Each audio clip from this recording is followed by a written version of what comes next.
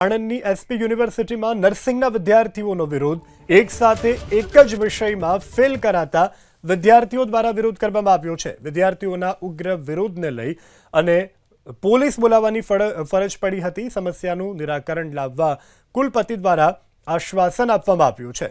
તો આણંદની આ ઘટના છે કે જ્યાં યુનિવર્સિટીમાં નર્સિંગના વિદ્યાર્થીઓ દ્વારા વિરોધ કરવામાં આવ્યો છે।